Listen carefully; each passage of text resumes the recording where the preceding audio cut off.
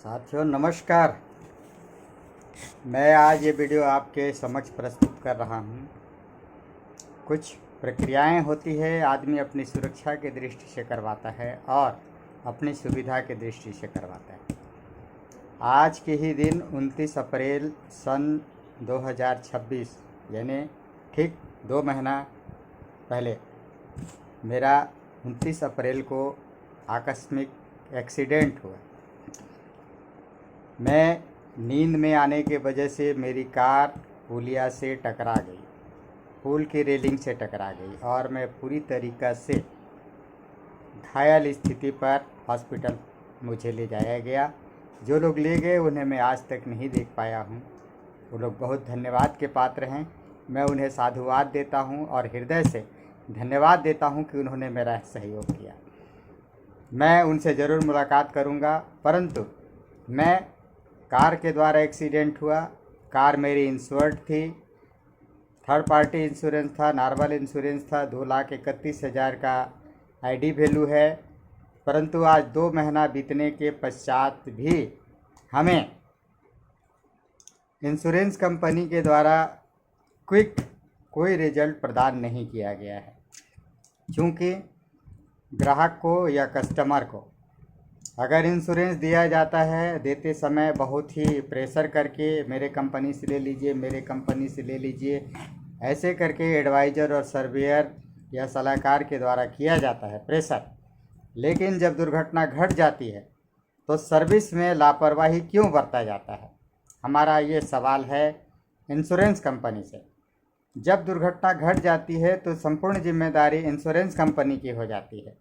उसको सूचना मिलने के तत्काल बाद उसकी जांच पड़ताल और उसकी निगरानी करते हुए, संपूर्ण ब्यौरा लेते हुए ग्राहक को उसकी उचित बीमा राशि प्रदान करने में सहयोग करना चाहिए और कार्य को गति प्रदान करना चाहिए। साथ ही साथ हमने कार जिस कंपनी की थी उसी कंपनी में गाड़ी रख दी है और जिम्मेदारी उन लोगों को दे दी गई है, परंतु अभी तक जिम्मेदारी को पूर्ण रूप से वहन करने में थोड़ा विलंब लग रहा है। आगे हम इस पर और चर्चा करेंगे और बात करेंगे। आप भी कमेंट में लिखें कि क्या इंश्योरेंस कंपनी और कार कंपनी दोनों एक ही छत पर यदि ऑफिस हो और कार कंपनी के माध्यम से ही इंश्योरेंस लिया गया हो तो जिम्मेदारी किसकी बनती है? दोनों एक ही छत के अंदर ऑफिस है तो जिम्मेदारी उन्हीं की बनती है और ग्राहक को गुमराह न रखते हुए उन्हें सेवा दे करके भले चार्ज लें, लेकिन सुविधा प्रदान करने में वो किसी तरह से असहयोग की भावना न रखें और तत्काल सुविधा प्रदान करें। तभी ग्राहक को इतने पैसे लगाने के बाद फायदे हो सकते हैं।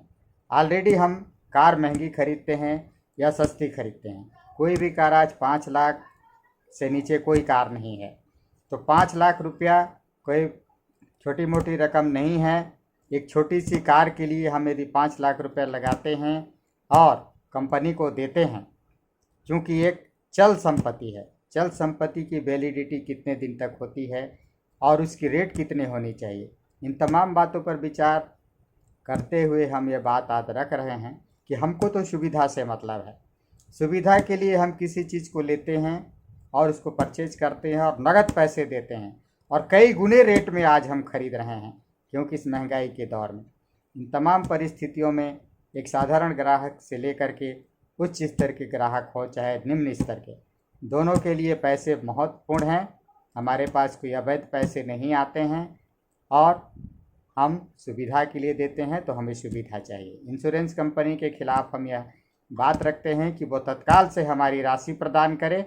हम गाड़ी बनवाएंगे या उसकी जो भी रूल्स रेगुलेशन है उसके तहत तो कार्रवाई करके हमें निराकरण प्रदान करें, अन्यथा हम आगे कदम बढ़ाएंगे। धन्यवाद। जय जोहार। नमस्कार।